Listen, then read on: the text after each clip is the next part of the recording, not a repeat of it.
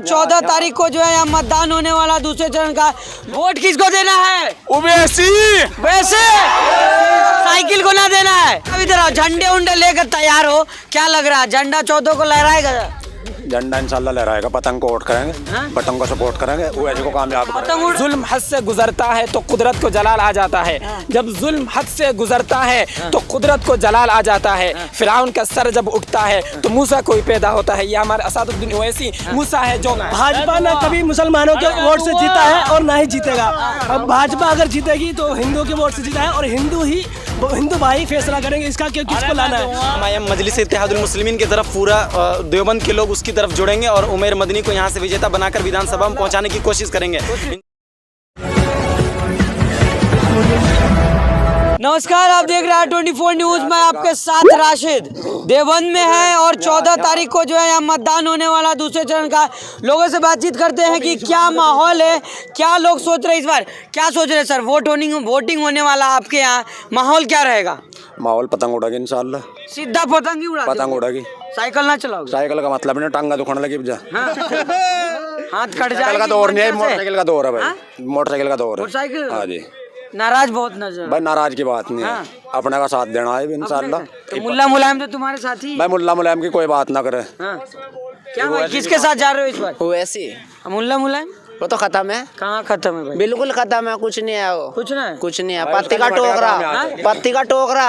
हाँ, आरएसएस की गोद में मुल्ला मुलायम जो है आरएसएस की गोद में बैठ गया मोहन भागवत की जाके। आने वाले 10 साल में समाजवादी का नाम निमट जाएगा। यूपी में से समाजवादी निमट जाएगी 10 साल के बाद। अरे मुस्लिम ही कर रहे कि फिर आ रही है समाजवादी सरकार? आने को आ जाएगी, हमें कोई मतलब नहीं। हम पतंग देंगे, हम वोट देंगे पतंग। वे लोग जुम्मन मियाँ जिनकी थानों में दलाली चले हुए हैं, वे जो समाजवादी पार्टी के दलाल हैं। तुमको कह रहे हैं कि वैसे के साथ बिरयानी खाने वाले जा रहे हैं? बताओ, तुम ईमानदारी से बताओ, तुम आए इतनी देर से किसी को कुछ खुला? हम मेरी गाड़ी खड़ी मुजफ्फरनगर से, खाना भी लेकर आए साथ में। अच्छा। बता दो, खोरी गाड़ी खड़ी सामने। माहौल किसके तरफ है भाई इस बार? AIM मजलिस इत्तेहादुल मुस्लिमीन की तरफ पूरा देवबंद के लोग उसकी तरफ जुड़ेंगे और उमर मदनी को यहाँ से विजेता बनाकर विधानसभा में पहुँचाने की कोशिश करेंगे इंशाल्लाह। बिल्कुल पूरी अल्लाह की ज़ात से पूरी उम्मीद है कि मौलाना उमर मदनी साहब पार्लियामेंट में विधानसभा में जाकर देवबंद की जनता जिस तरह से परेशान है, जो उनके खिलाफ जिस तरह की भी बातें हैं, वो जाके वहाँ पे सही तरीके से उठाने की कोशिश करेंगे। लेकिन मैं इंशाल्लाह देवबंद की जनता से ये उम्मीद करता हूँ कि मौलाना उमर मदनी को यहाँ से विजेता बनाएंगे। लग रहा है? बिल्कुल उम्मीद है अल्लाह की ज़ात से। लग रहा है सर। हिंदुस्तान सरजीमी, अस्सलाम वालेकुम। मेरा नाम बादशाह खान है। इश्क मेरा मजहब, मोहब्बत मेरा ईमान है। वोट किसको देना है? के लिए काबुल का ये पठान हिंदुस्तान की सरजमी से दुआ की खैर मांगता है। क्या लग रहा पठान जी? अनमैश कड़ी मुश्किल है, हौसला फिर भी बुलंद है। रोशनी अगर खुदा का मंजूर तो आंधियों में चिराग जलते हैं। मोहम्मद ओवैसी साहब जिनके लिए हम खड़े हैं। वोट किसको देना है? ओवैसी। वैसे साइकिल को ना देना है? हाँ? हम नहीं देना साइकिल, तुमको लगो हमें देना। आपको क्या लग रहा है भाई साहब, क्या नाम हुआ आपका? सीधा पतंग। सीधा पतंग? हाँ बिल्कुल सीधा, क्योंकि हम इतने दिन देवबंद के जो लोग हैं वो इतने दिनों से प्यासे थे ऐसे एक शख्सियत की जो ना सिर्फ मुसलमानों की बात करते हैं, जिस तरीके से मुसलमानों के हुकूक की बात करते हैं, इसी तरीके से वो हिंदुओं की बात करते हैं, सिख की बात करते हैं, ईसाई की बात करते हैं, तमाम धर्म के मानने वालों की बात करते हैं। इसकी दलील क्या है? इसकी दलील ये है कि हिंदुस्तान की जो कॉन्स्टिट्यूशन है, जो क्या है संविधान है, जो कानून है, इस कानून के अंदर जिस तरीके से मुसलमानों के हुकूक की बात है, इसी तरीके से दूसरे जो मज़हब के मानने वाले हैं, जो हिंदू है, सिख है, ईसाई है, तमाम के हुकूक उस संविधान में है। ठीक है, बहुत अच्छी बात कर रहे हैं। मेरी बात पूरी करने दीजिए पहले। और इस संविधान के अंदर तमाम मज़हब के मानने वालों की जब इंसाफ की बात की जाती है और जो इस संविधान को लेकर खड़ा होता है, हम भी उसी के साथ खड़े हैं। और दूसरा हम ये कहना चाहते हैं, आप लोग जा रहे हो वैसी के साथ, सुनिए सवाल सुन लीजिए। आप वैसी के साथ जा रहे थे, भाजपा कौन हराएगा सर? भाजपा वो खुद हार जाएगी। हम जिताने जा रहे हैं, हम किसी को सर भाजपा का हमने ठेका नहीं रखा है। भाजपा को हराने का क्योंकि भाजपा ने कभी मुसलमानों के वोट से जीता है और ना ही जीतेगा। अब भाजपा अगर जीतेगी तो हिंदुओं के वोट से जीता है और हिंदू भाई फैसला करेंगे इसका कि किसको लाना है। अगर हिंदू भाई मुसलमान सही होंगे, अगर हिंदू भाई क्यों, अगर हिंदू भाई, अगर ये सवाल जो आपने इनसे किया, ये सवाल तुम समाजवादी वाले तो कह रहे हैं हम जीत रहे भाई साहब। क्यों जीत रहे भाई? किसने कह दिया? हाँ जीत रहे। उनके खामे तो जय वो श्री राम आ गए, वो मुख्यमंत्री बना के चले गए, तो शपथ ले लेनी चाहिए उन्हें जाके। अब जा देवबंद को मुसलमान कर रहे हैं रे, वो ऐसी कुछ नहीं कर पाएगा। चुनाव देवबंद के ही मुसलमान साथ नहीं दे रहे भाई। क्यों नहीं? किसने कह दिया साथ नहीं दे रहे? हमने रिपोर्ट किया है। रिपोर्ट क्या? कहाँ आपकी रिपोर्ट? रिपोर्ट कहाँ है? चैनल पे जाके देखो भैया। तो अभी हुए, एक मिनट, अभी उवैसी आए थे, अभी यहाँ पर उवैसी आए थे, आपने मजमन देखा? लोगों ने बल्लियां तोड़ दी, लोगों ने जो बाउंड्री लगी हुई थी वो तोड़ दी। उनकी भीड़ तो होता है सर, लेकिन वोट नहीं, मोहब्बत उगल रही थी, मोहब्बत उगल रही थी, मोहब्बत बोल रही थी। ओवैसी साहब इंशाल्लाह सुबह से हम यहाँ पे आए हैं। हम सारी वोटें सुबह, आज जुमा है, आज हम सुबह उठकर नहा धोकर सबसे पहले हम यहाँ पे आ गए, इसलिए कि ओवैसी साहब आएंगे और उनके हम बयान को सुनेंगे, क्योंकि वो जो बोलते हैं वो इंसाफ का बोलते हैं और वो सही बोलते हैं और वो मुसलमानों के हक और मुसलमानों का बेहतरीन नेता है वो। अच्छा भाई साहब इधर आओ, झंडे उंडे लेकर तैयार हो, क्या लग रहा है झंडा 14 को लहराएगा?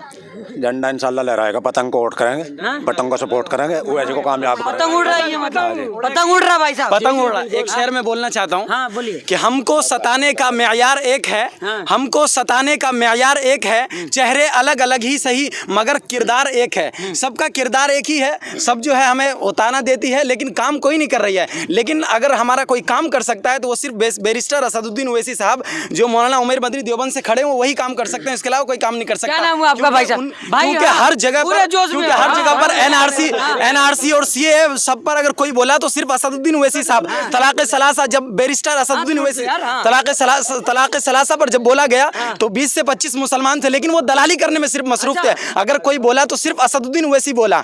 तो इसलिए मैं यही देवबंद की जनता से अपील करना चाहूंगा कि मौलाना उमर मदनी को यहाँ से विजेता बनाए और यहाँ से सक्सेस करके उनको विधानसभा में पहुंचाए। सवाल एक है, बहुत अच्छी बात कर रहे हो, कुछ मुसलमान ही कर रहे हैं कि वैसी भाजपा से मिला हुआ, क्या कहोगे?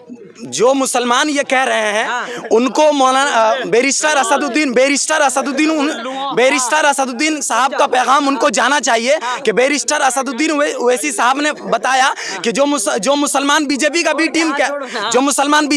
टीम कह रहा है वो हमारे साथ रोज़ा अक़दस पर जाए और वो बद्दुआ करे और हम उस पर आमीन कहेंगे। तो मैं समझता हूँ कि एक ईमानदार टोपी वाला दाढ़ी वाला जो शख्स कह रहा है यकीनन वो सही कह रहा है, वो बीजेपी का बी टीम नहीं हो सकता, क्योंकि एक मुअज़्ज़ज़ जगह पर जाकर, एक अच्छी जगह पर जाकर जब कोई उसको बद्दुआ देगा वो आमीन कहेंगे, तो यकीनन मालूम ये हुआ कि वो बीजेपी के बी टीम नहीं है, वो यकीनन बीजेपी के बी टीम नहीं है। सुनिए, मैं तमाम जनता को, ख़ास तौर पर देवबंद की जनता को इस बात की अपील करना चाहता हूँ कि लोगों के अंदर ये सवाल होता है कि वह कैसे जीत जाएंगे, ये करेंगे, लेकिन मैं इशारे के साथ इसका जवाब देना चाहता हूँ कि अंजाम उसके हाथ है, आगाज़ करके देख। अंजाम उसके हाथ है, आगाज़ करके देख, भीगे हुए परों से परवाज़ करके देख। और दूसरी सुनिए, दूसरी ये है कि हर ज़माने के अंदर अगर हमारे अंदर अगर तारीख़ का इल्म हो तो तारीख़ इस बात पर शाहिद है कि हर वक्त बातिल आता है और वह चला जाता है और हक आता है। मतलब है पूरा एकदम। हाँ बिल्कुल। क्या कह रहे थे? आखिरी कमेंट दूसरी बात पूरी करनी थी। दूसरी है कि ये कहना चाहूँगा, जब जुल्म हद से गुजरता है तो कुदरत को जलाल आ जाता है। जब जुल्म हद से गुजरता है तो कुदरत को जलाल आ जाता है। फिरौन का सर जब उठता है तो मूसा कोई पैदा होता है। ये हमारे असदुद्दीन ओवैसी मूसा है जो सिर्फ मुसलमानों के लिए नहीं बल्कि तमाम मजहब के मानने वालों के लिए मूसा का चेहरा है, चेहरा। हम आखिरी शेर ये बोलना चाहेंगे कि हमारी फितरत नहीं पाबंदियों में जीने की, हमारी फितरत नहीं पाबंदियों में जीने की, गुलामी पाँव में जंजीर कब तक डालेगी। मुसलमानों सरों पर टोपियां रखकर चलो, मुसलमानों सरों पर टोपियां रखकर चलो, यही पहचान दुश्मन का कलेजा चीर डालेगी। इसी शेर के साथ में माहौल मतलब माहौल बिल्कुल सिर्फ बैरिस्टर असदुद्दीन ओवैसी साहब के साथ है, इसके अलावा कहीं नहीं है। सिर्फ क्या कह रहे हैं सर? हाँ ठीक है सर।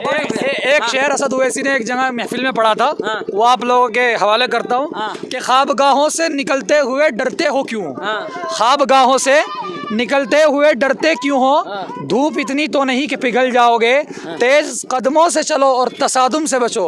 आपके समझ में नहीं आएगा शायद, उर्दू आप नहीं जानते इतनी ना। तेज कदमों से चलो और तसादुम से बचो, भीड़ में सुस्त चलोगे तो कुचल जाओगे।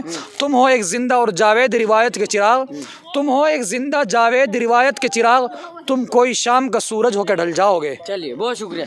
तो ये तमाम लोग हमारे साथ देवबंद से जुड़े हुए थे और 14 तारीख को मतदान होने वाला दूसरे चरण का।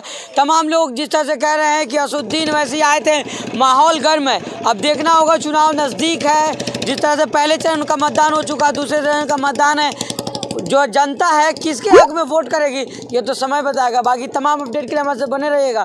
देवबंद से R24 के लिए मैं राशिद कमाल।